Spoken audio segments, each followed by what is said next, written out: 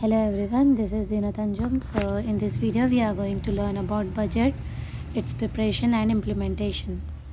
So firstly, budget can be defined as a financial or quantitative interpretation prior to a defined period of time. So in this we are saying that we will see the previous year's budget, and when we compare previous year budget and current budget, then only we'll get to know that previous year's budget is accurate, and we can prepare the current budget also with the help of previous year's budget.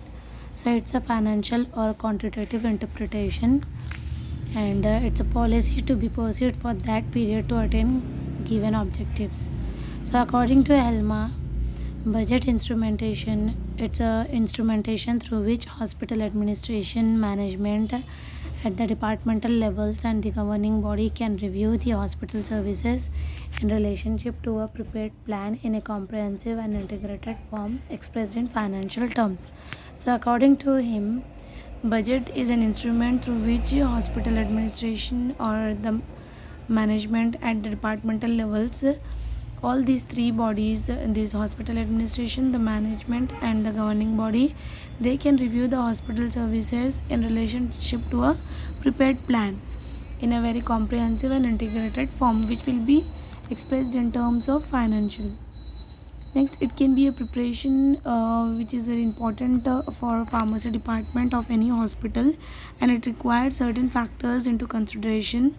So preparation of budget is a planning which calls for the compilation of all relevant facts and figures. So budget means facts and figures mostly. So Larson has quoted certain political aspects of budgeting in hospital and believes that the hospital pharmacists should consider them for effective budget. So the factors are personal considerations, institutional and the demographic considerations. So generally the budget plan, it should be a reasonable one, and it should be the duty of the chief pharmacist to take all necessary measures to ensure that the different departments of functional budgets are compatible with each other or complementary to each other, and the activities of all departmental budgets are generally in harmony with each other. So this all these activities should be done by the chief pharmacist, and the budget directs capital expenditure in the most profitable direction, which results in the more economic use of capital.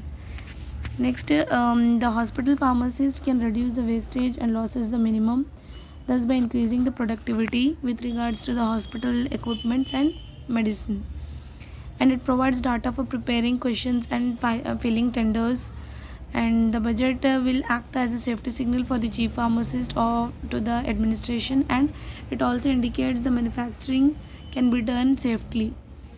It helps to overrule the possibility of hasty decisions, because all the policies are carefully framed under the HODs along with the available statistical evidences. Next is the objectives. So the objective of the budget is to develop certain standards. It compares actual results with standards. It identifies the deviations or the fluctuations. It analyzes the deviations, and the responsible person will use the budget details to see whether the proposal is economically feasible and realistic or not. So its objective is to monitor the hospital financial activities, and it estimates the value for completing objectives. Next is classification. So under classification, it is further divided into three types: according to time, according to function, and according to flexibility. According to time, it is of two types: long term and short term. Whereas according to function, it is of following types: the sales one, the production budget, the cost of production budget, then R&D budget. R&D is nothing but the research and development budget, and the cash budget. The last one will be the master budget. So all these things will compiled, and it will give the master budget. So last one is according to flexibility. According to flexibility, it is of two type: fixed and the flexible budget. So next is the divisions. In divisions, it is divided into three divisions: income accounts, expenditure accounts, equipment and construction budgets. So first one is income account. In income account, it can be the budget can be prepared by calculating the incomes and by maintaining daily, weekly or monthly or annual records. So this all the income will be average total sum up. So this average total sum up will represent the income of the departments from the various sources, and this income in the hospital pharmacy is limited to the sales, to the IPS and to the OPs. And it is further divided into the type of patients. It is divided upon the type of patients, means the category of the patients. The patients who give full payment, who give partial payment, those who cannot pay at all, and then other than the patients, employees of the hospital will also contribute in the income of the budget. Next, for detailed statistical data, following steps are to be considered. So first is the number of prescriptions received according to the categories mentioned above. In that, it includes the number of prescriptions dispensed, number of working hours. In the number of working hours, the medication cost per prescription will be seeing, and then medication cost per day per patient we will be seeing. So next is medication cost per clinic visit, then average drug cost per prescription. So all these income will be generated from the combination of sources, hence it is desirable to separate each of them to give much accurate evaluation and statistics. Next is expenditure accounts.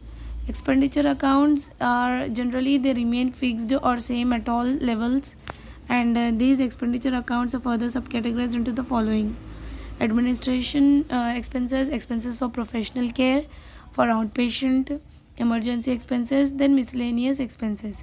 Then this pharmacy department prepares expenditure accounts using the following expenses. So in that it will be including salaries and wages, supplies and supplies of materials, drugs and pharmaceutical expenses, then purchase expense, miscellaneous supplies. So in that the first one will be the salaries and wages.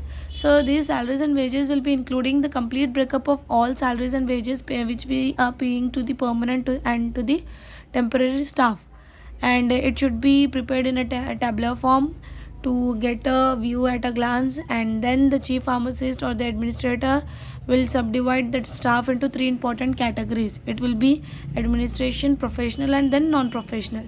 So these expenses, the total of these expenses will constitute the anticipated salaries and wages. It means that all these expenses will include the future salaries and wages for the next year. So next is the supplies of the materials. In this, the HOD, the head of department, will be preparing a financial statement in which it's showing the amount for each item, amount for budgeted for each item, presenting the actual cost of material and supplies. Then it will help in the preparation of estimation for the next financial year. Then the figures and the estimated the budgeted figure and the estimated figures, they should match each other. If the matches, then it shows that the previous budget was prepared well. And on the other hand, if the figures are different, if they don't match, then re-evaluation for the previous budget will be done. And for the additional new materials and supplies, the chief pharmacist or the head of the pharmacy department will be ascertaining its cost and submitting it for the next budget. Next is the budget and pharmaceuticals. So in this, the preparations will be categorized as the drugs those who are dispensed by the hospital pharmacy, or those drugs which are used in the OPD emergency or any other departments, and the charges for all these will be submitted to the respective departments. So next is the purchase expenses. In this, the account will be including the cost of prescription and cost of prescription, then purchase from outside pharmacy in case of the hospital doesn't have its own pharmacy. Then miscellaneous supplies. So in miscellaneous supplies expenses, it will be including the glasswares, the labels, the uniform, the repair and maintenance work. So all these will be coming under the miscellaneous supply expenses. There should be a close liaison between the chief pharmacist and the accounts department for the maintenance of the statistical data. Next is the equipment and construction budget. So in this, there will be a separate budget prepared for equipments and for construction, because it requires a major monetary funds. So while preparing budgets for machinery, equipments for both professional and administrators, it takes the replacement cost or the fixed capital. So it means that depreciation will be taken, depreciation values will be taken into consideration. And in those hospitals where funding is not a policy, then construction and purchase of equipments will create a major financial burden, which will be requiring the development of the comprehensive and the detailed budget. So irrespective of the policy with regard to funding, equipment and construction budget must be prepared. So this was about the divisions of the budget. So next one will be the preparation of the budget. So preparation of budget will be the most important topic in this unit, preparation and the implementation. So generally a preparation of budget is done by the hospital administrator, then a finance minister will be there, and all the HODs of the all departments will be responsible for preparing the budget. So generally the hospital administrator, he prepares assumptions in statistical forms about the services of the kind of services of the hospital produces. So here the kind of services will be the kind of services will be the statistical data, the salaries, the revisions of the salaries, then any other additional works which any other additional services which the hospital is giving. So next these assumptions in statistical terms, then this hospital administrator will prepare the economic forecast. Here the economic forecast will be the procedure where we will be seeing the previous year budget and the coming budget, or the market trends, we can say. The previous year data and the market trends, we will compare both the previous year data and the market trends, then we will prepare the current budget. So in this, the hospital administrator will prepare the economic forecast in respect of the new developments and the other factors.